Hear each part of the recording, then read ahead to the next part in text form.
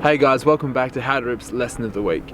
Today's episode is for the beginner surfer. For those of you out there who are trying your best to learn surfing, hopefully you're using our videos to help you get there. But you might be finding that you're having some issues along the way. So in today's video, I'm going to address the 5 main mistakes that beginner surfers make and how you can fix them.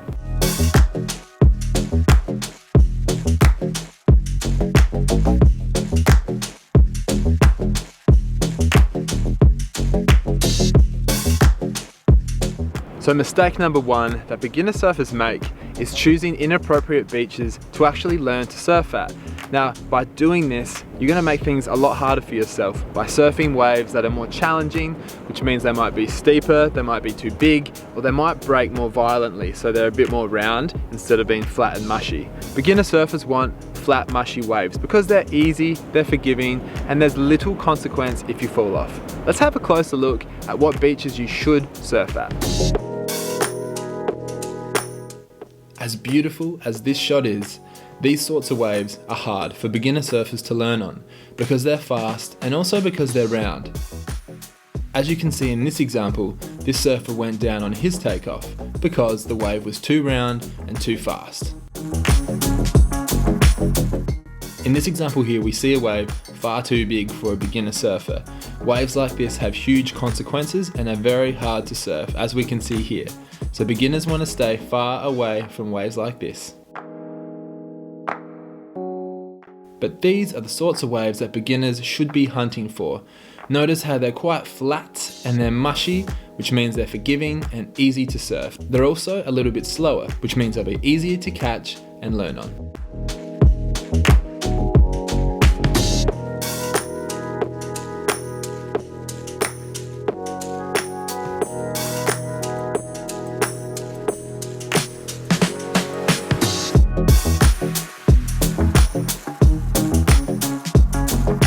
Another thing to mention when it comes to beach selection is choosing a beach that has a sandy bottom. Waves like this, while it is fat and mushy, it's breaking in front of rocks, which is dangerous for a beginner surfer. If you haven't got control of your surfboard yet, you could end up on those rocks. So what we want to be able to do is just walk out like this, on a sandy bottom, which makes it easy.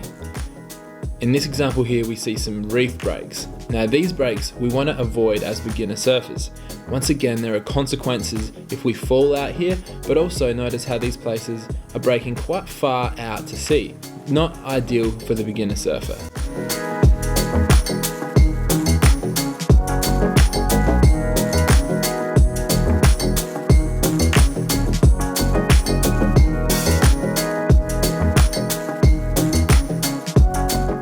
So the second most common mistake that beginner surfers make is surfing a board which is inappropriate for them. Now to keep things simple, I'm just going to say one thing. Boards that are longer, thicker and wider are going to be easier for the beginner surfer who just wants to learn how to surf. I'm not talking about boards that allow you to progress on, I'm just talking about the easiest board possible for you to get out into the water and learn how to surf. Let's have a closer look at what board beginners should be surfing.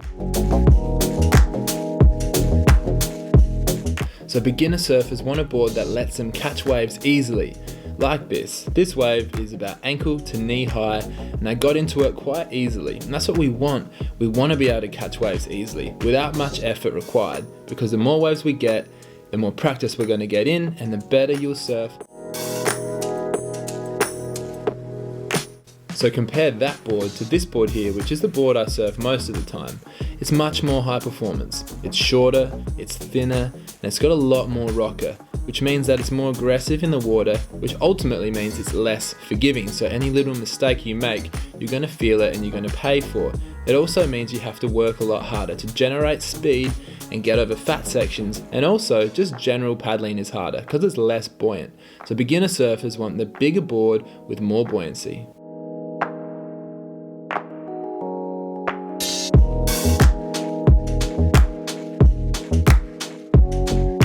Surfing small boards too early will ultimately lead to frustration.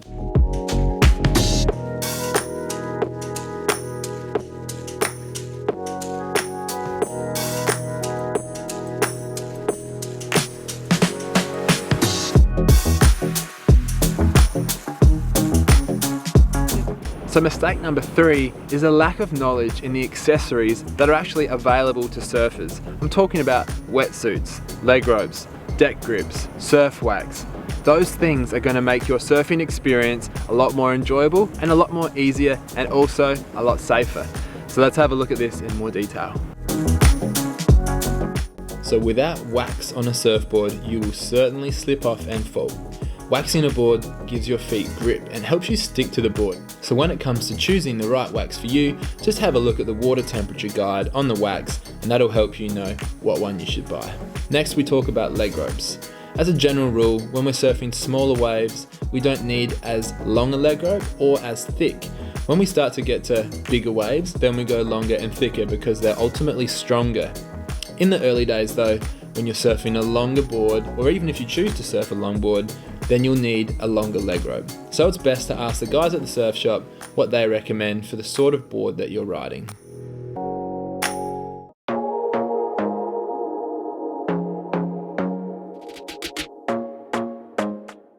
Next we look at wetsuits, a very, very complicated thing because there's so many on the market. And so what we recommend is that you try a whole bunch and see which ones fit your body type best.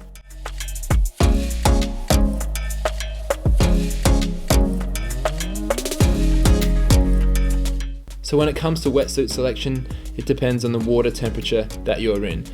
In these examples here, it's cold, it's in the middle of winter, so I need a longer suit like this. This one here is a 3-2. Wetsuits can go up to far thicker than this, so the thicker the wetsuit, the warmer they are. There's also a whole bunch of wetsuit accessories, things like gloves and boots.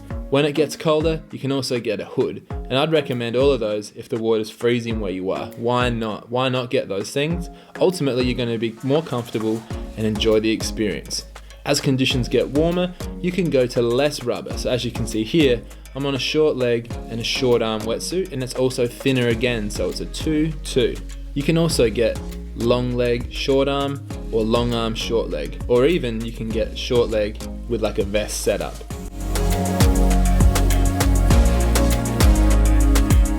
And as the warmer gets warmer again, you can go down to just a vest and boardies, or something like this, which is a 1mm thermal wetsuit top. So there's a lot of choices out there.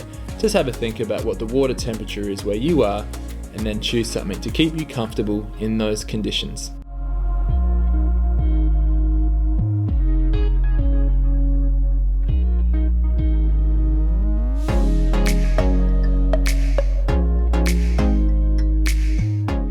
So mistake number 4, which is really common amongst beginner surfers, is incorrect positioning when they're actually paddling for waves. Now there's a lot of factors that go into having the right positioning, so we're going to break that down now and have a closer look at it.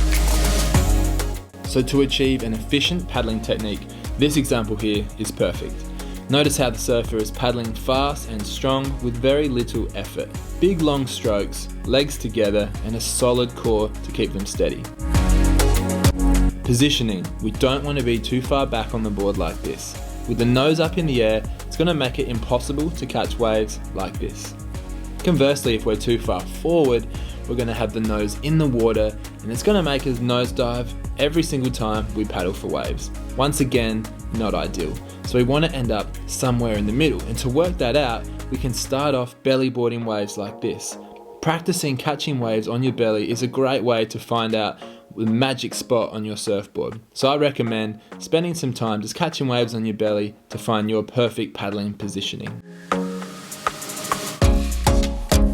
The next mistake is not paddling for long enough or hard enough, and if we don't do that, this happens. You can see these surfers, they didn't paddle hard enough or for long enough, and ultimately the wave ran away without them. So it pays to paddle a little bit harder and a little bit longer to get into that wave. Just a few more strokes to guarantee you're in like this, and then you can focus on surfing and riding the wave.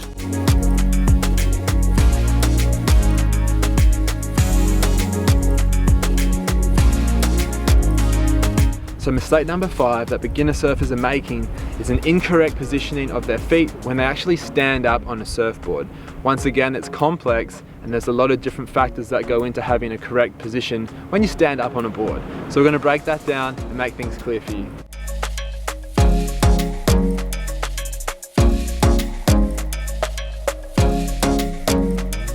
so many surfers in the world, it'd be silly to think that we're all going to look the same and that we're all going to surf exactly the same. We're all going to have slightly different variations of techniques. One technique that we can't vary on is the takeoff. Notice how in this example, this surfer was a little bit slow. It was a 2-stage takeoff. Notice here how his back leg is up and he's going to drag that front leg through in a 2-stage series. Once he's got them up, then he releases. While this is common, it's not ideal. What we're looking for is to take off smoothly, both feet up straight away, and then we can get up and riding. This means we can just get up faster and not waste as much time, and this will help us later down the track as the waves get better and faster. So remember, you want to paddle in hard, put your hands on the rail, and get both legs up on the board. Once they're there, you can take your hands off and then enjoy the ride.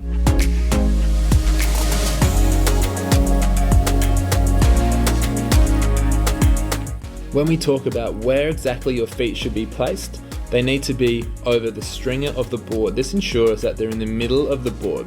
If they're too far either side, you're going to lose your balance and the board will just lose control. In regards to width, shoulder width is generally a good rule to aim for, but some surfers are going to have their feet closer together and others slightly wider. One thing we don't want is to have our feet too far forward because we'll nosedive, and too far back and our weight will be too far back on the board and the wave will take off without us. So we need to be somewhere in between. So remember that by having your feet over the stringer, they're going to be in the center of the surfboard. And you want to make sure that your feet are on about a 45-degree angle. You don't want them to be straight, but you don't want them to be at 90 degrees. Having them around 45 degrees will give you maximum control.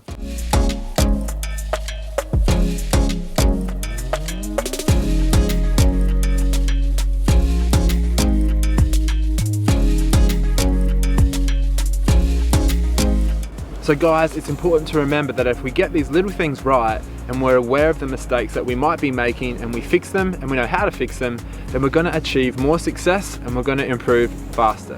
Thanks for watching the video today, guys. I hope that now you understand if you are making any of these mistakes and you know how to fix them.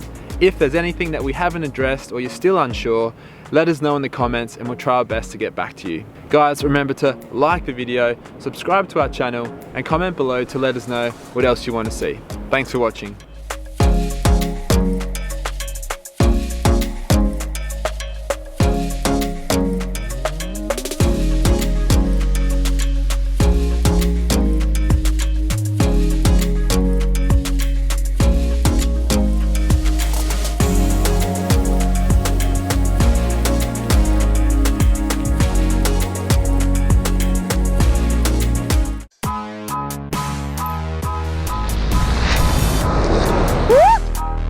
Something like this one. On the wave, then looking